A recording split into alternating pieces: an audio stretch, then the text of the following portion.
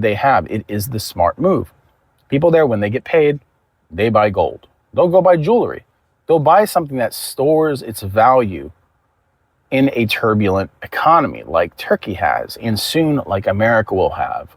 So to be prudent, it's good to look into these options. And even if it's not something that you're willing to exercise right now, if this seems like I'm being paranoid, and I understand that to some people it may sound that way, but at the end of the day, I'm the head of a household, and I have to make sure that my son can eat, whether the prices at the stores have increased by 20% because the dollar is being devalued. Right. And see, most people, they only know one system. You earn dollars, you save dollars, you spend dollars. And that works until it doesn't. And I agree. I don't think it's being paranoid. I think that it's prudent. I agree with being prudent because I too have a son that I have to feed and look after. And that's what pushed me to learn economics, learn all this stuff in the first place. Becoming a parent, it changes how you see risk. You don't get the luxury of ignorance anymore. Okay? The prices that you're seeing in the grocery store are not coming down, people. They're going up. They will continue to go up. We've passed the point of no return. We passed that point a long time ago. This and this process, it isn't immediate. It is gradual, and then it accelerates. Year after year, it speeds up. 5 to 10 years ago, when I talked about where this was heading, people said that it was ridiculous, and now those same people are living it, and they're eating their words. Most people have very conventional knowledge of economics, if any knowledge at all. And I'm not claiming to be a genius, but I've done a lot more looking around than most people. The media doesn't exist to tell the truth. It exists to keep people docile and distracted and in the dark. And we are living in an everything bubble, and all bubbles, they pop. We've got you to thank, Mega Man. Or because the government has made a bad monetary policy that's affected the US dollar in a horrible way. I have to be prudent. And I think it would behoove most people to look at those same options. Now, you don't have to be like me and convert all your money. It's always good to have 2 months of operating expenses in USD, obviously. But like I said, if you use Wise or something like that, you can actually get a debit card or credit card so you can use that money just like you would out of any bank. It'll convert it for you, usually for a fee, but it's like that pretty much anywhere. If you travel, if you're using USD, there's a conversion rate. But this is a very serious thing. And when you look at the timeline, in 1913, $1 would buy you a big steak dinner. In 2026, $1 buys you essentially a gumball.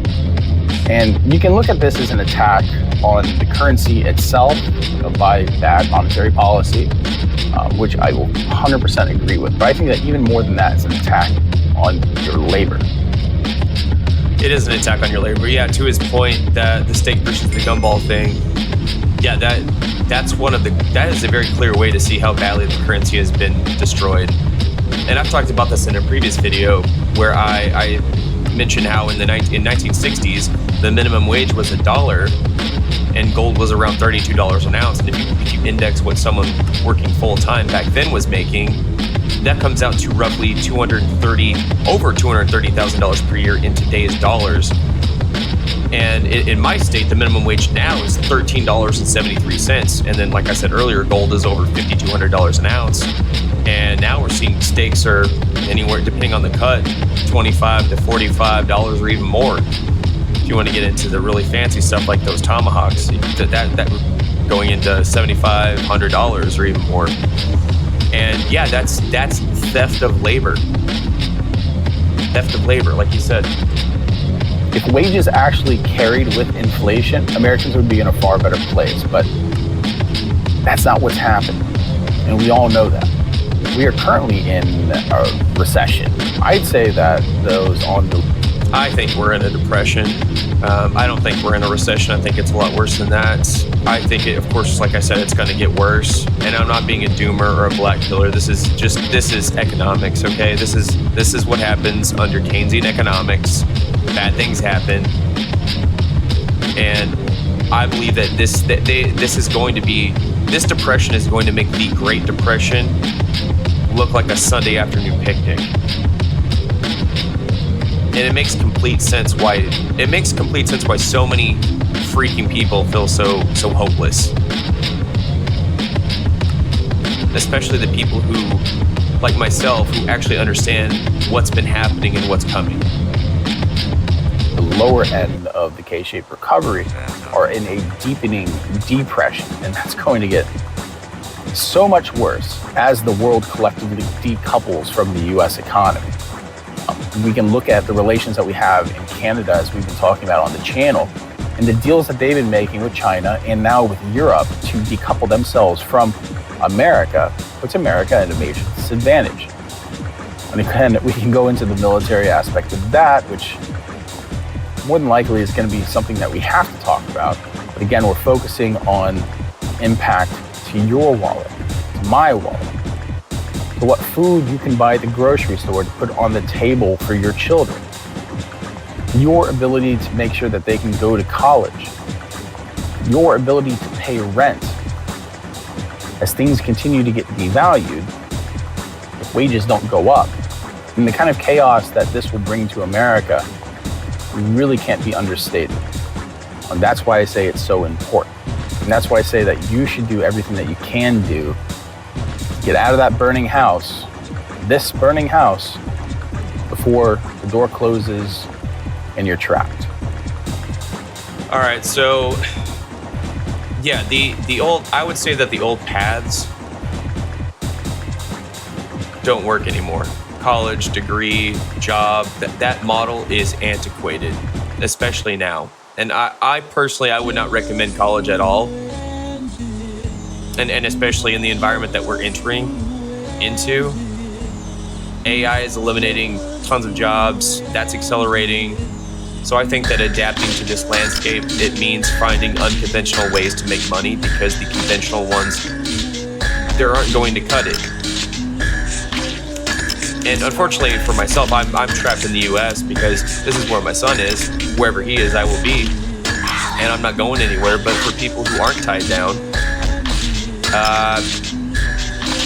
I think it would be irresponsible not to look at alternatives. I mean, there are countries with dramatically lower cost of living, especially in Latin America. I mean, in Mexico, Nicaragua, Paraguay, there are a lot of people from Toronto and Canada that are going down to Paraguay because it's 3 times cheaper with the rents. I mean, when you compare the cost of living there to the US, it's insane. And it actually was like a little over a week ago, Jack Morgan, he came out with a great video kind of, he's going through Zillow, looking at rents and just breaking down the cost of living and all of that. Just kind of doing just a side-by-side comparison of that in the US. He goes through a few different cities. He looks at Bangkok.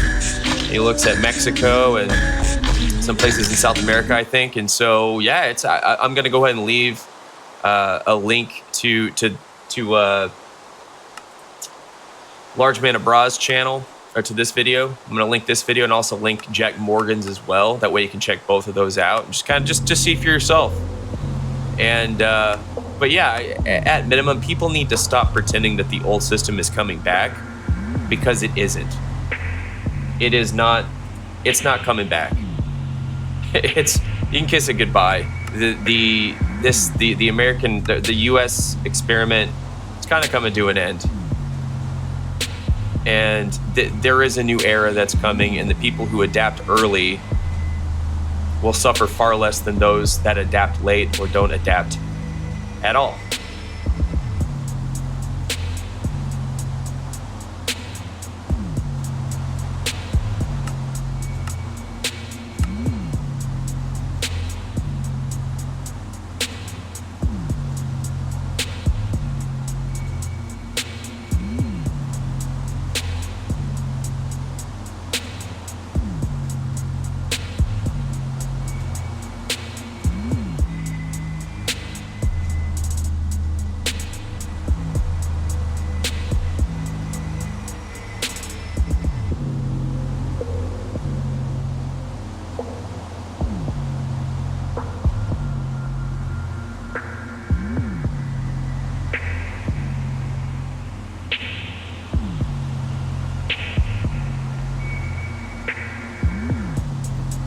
Hello again, everyone. Hope you are well on this Thursday afternoon.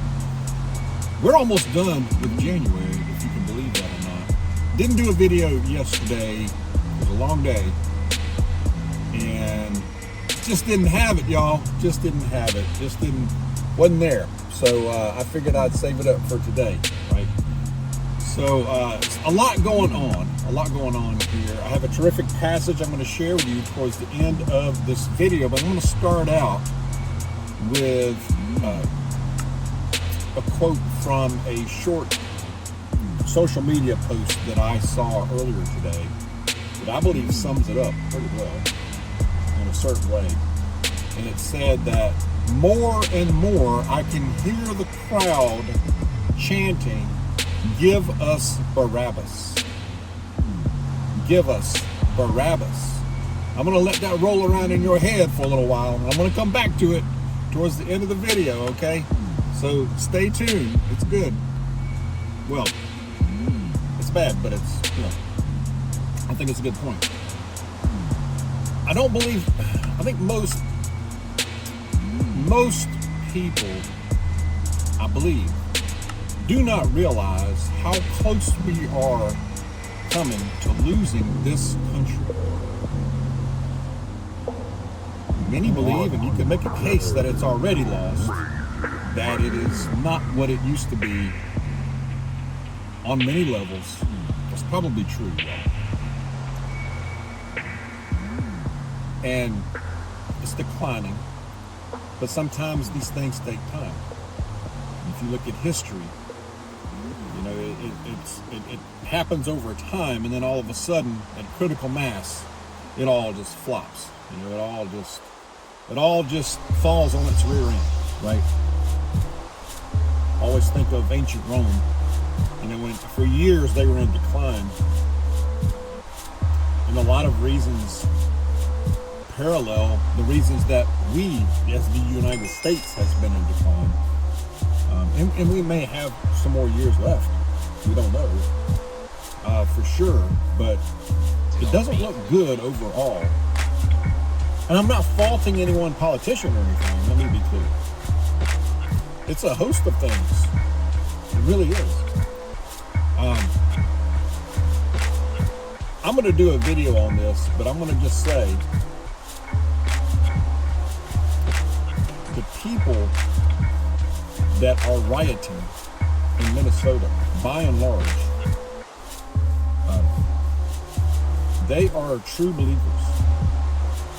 And for whatever reason, and somehow, they have been brainwashed and possessed to the point to where they are willing to risk harm, risk their own life, to absolutely bring it all down. And if you don't agree with them, they would be just fine with you not existing. You know what I mean? That is the truth. I do believe that. That is the truth.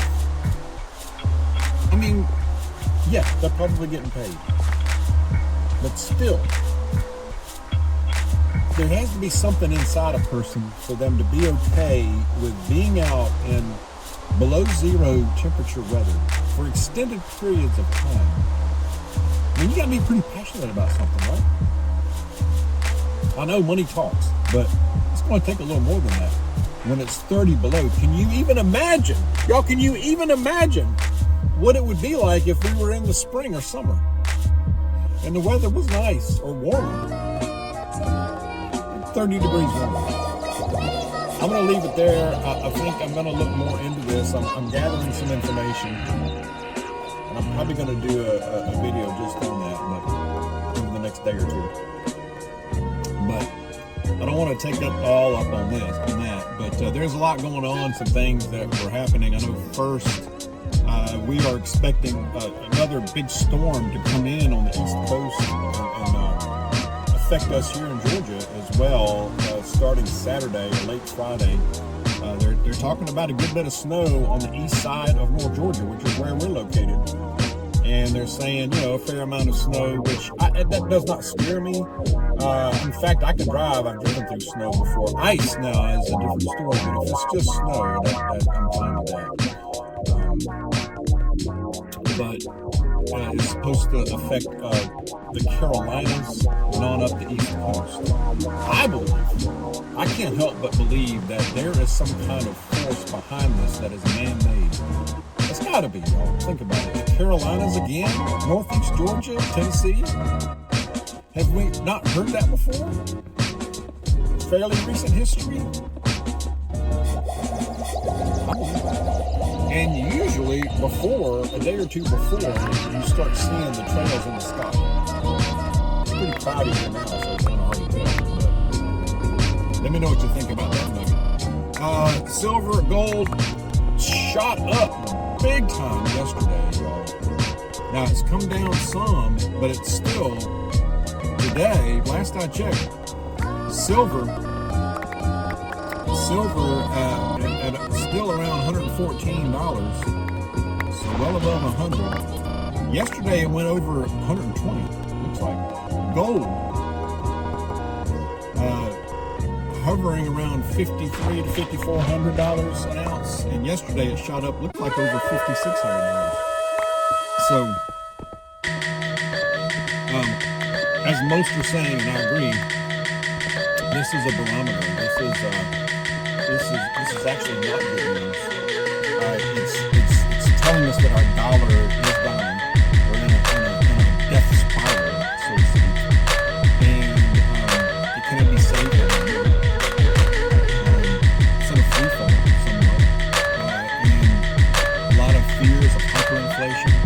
I did see where the Fed decided yesterday or the day before to leave the interest rates unchanged because they had been talking about lowering it. Powell said that the United States debt of $38.5 trillion is not sustainable. Well, no kidding, man. No kidding. So for that reason,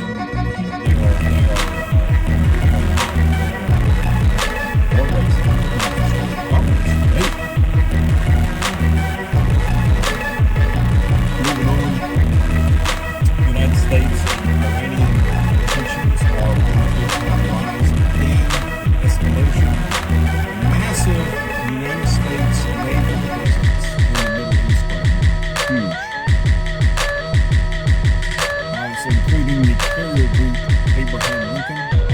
Iran is threatening, the leadership of Iran is threatening to use hypersonic missiles and their aim would be, he said, to sink an aircraft carrier, and that would be the Abraham Lincoln, one of our newest, most modern super carriers. Now, can you even imagine if that actually happened? If they were able to sink a carrier, what do you think the response would be? I'm going to let y'all put that in the comments. I'm not even going to say it. Is it likely? I don't think it's likely, but it's possible. It's possible. I'm not a military expert. All right. The FBI raided Fulton County Elections Hub in Atlanta. This was the key location of voter fraud in 2020 election. Now we'll see what comes out of it. I'm glad they did that, but I want to see results. If it's a big nothing burger, that's a letdown. But I'm glad to see that they're looking into it. Let's see. We have a layoff apocalypse that is continuing from 2025 into 2026. Home Depot laying off 800 of their corporate jobs. And they're telling the remote workers, the workers that have been able to work remotely, to come back into the office. Now, I disagree with that part of it. If I owned a company and that those employees could do the work remotely and don't really need to be in the office, remote. I think you lose good talent by saying come into the office to do work that you could do very easily from home. That's just my opinion. A lot of people will disagree with that.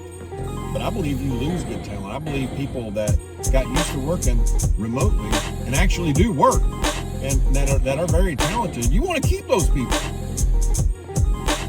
You telling them you got to come in the office after years of working remotely, they probably moved somewhere, or they made different lifestyle changes and decisions.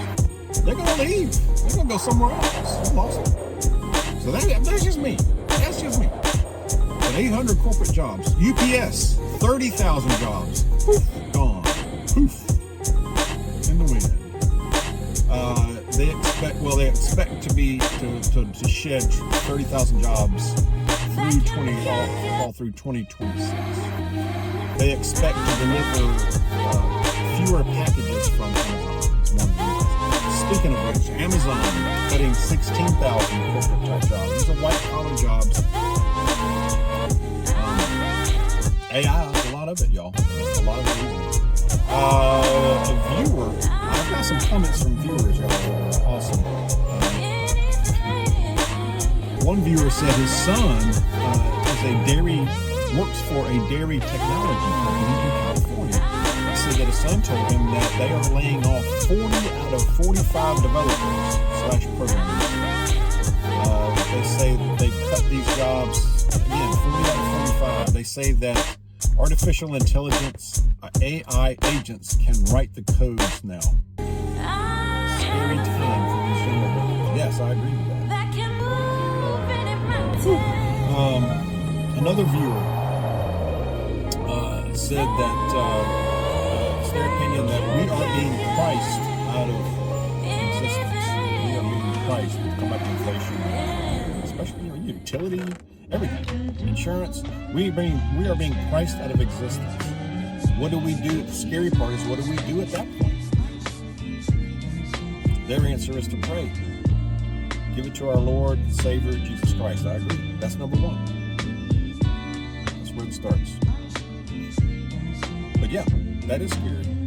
Another viewer said, we are in a weird phase of SHTF. The S is hitting the fan, but we still got to pay the bills. That made me chuckle. You just got to laugh sometimes, but it's true. I kind of agree with that. The S is hitting the fan, but we still got to pay the bills. Don't have to, but you kind of do, right? Let's see. Another viewer said, we are headed into a crash. We are headed into a crash and a depression. The government does not give a crap about the people. I can't really disagree with that. I mean, if you look at their actions, again, I'm not pinning it on any particular politician or administration. We've really kind of been seeing this for a while. We have another government shutdown looming at the end of this month, 1st of February. Air traffic controllers and airlines bracing for impact.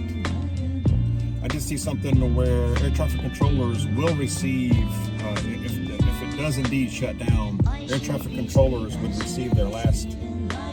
receive a check February 3rd, I believe it said. After that, all bets are off.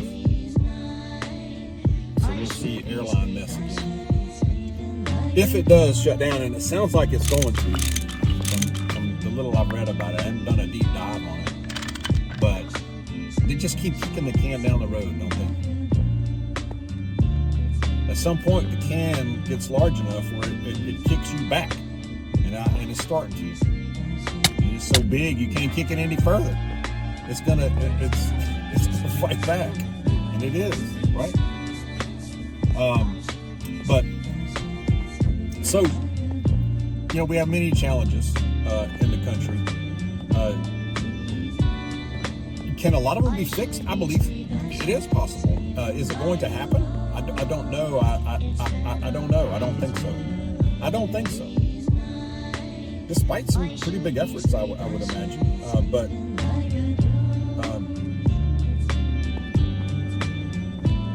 all you can do, what can you do?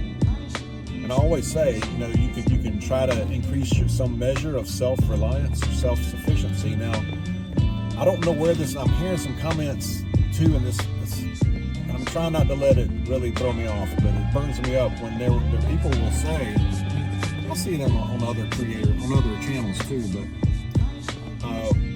will say it's our fault. We don't let it get this far. It's our fault. No. Don't do that to yourself. Don't do that to yourself. You weren't voted in. If you vote, you voted for who you think's the best candidate. And then you do your part. You work hard, you take care of your family, you're doing the right thing, you're being law-abiding. You're trying to save a little money. You're trying to give some back. Be a good citizen. What else can you do? What are you going to do? Don't blame yourself. Don't blame me. Don't blame others. But that's all you can do. What can you control? What can you affect? What's in your influence? You keep preparing spiritually with all your provisions and such. Now I'm going to go back to the social media post that I saw, and I tell you, it rings true, and it's not the first time I've seen others say it. It's been a while, but more and more I can hear the crowd chanting, "Give us Barabbas." Absolutely. When I was a young person and I was learning and reading the Bible and such, I was always confused by that when Jesus was brought before Pontius Pilate and before his crucifixion, and Pilate is confused a bit and kind of doesn't quite understand at first why they want to put Jesus on the cross. What has this man done? And so they explain what he's done in their eyes and all that. And so Pilate was like, well, the crowd asked the crowd, do you want me? I can save Jesus or Barabbas? And they choose Barabbas, who is a hard criminal, full on. No doubt about it. Criminal, a bad guy. And the crowd says, give us Barabbas. Put Jesus, crucify him. And that always confused me as a young person, like, why in the world would you pick this dude when you could have saved Jesus? Just trying to look out for Jesus here. No, but that's a young mind thinking that, but when you live in this world for a while, this broken world, especially as of late, and you see what's going on, and you see what people are doing, and the evil and the darkness, there is a lot of light, there is a lot of good stuff. There is. They're good people. But there's so much darkness too that it's very easy to see how, when given the choice, the crowd chose Barabbas. So it's not surprising, right? When you really live in this world for a while and have the experiences and such, right? Does that make sense? I hope it does. Let me know what you think. I'm going to a passage. It is in 1 Samuel. I'm not sure if I've ever read this one out on the channel before. 1 Samuel chapter 2. Zeroing in on verse 2, but I'm going to start with verse 1. This is part of Hannah's song of thanksgiving to God. So starting at chapter 1, first couple of verses. Chapter 2 of 1 Samuel, first couple of verses. Then Hannah prayed and said, my heart rejoices in the Lord. My horn is exalted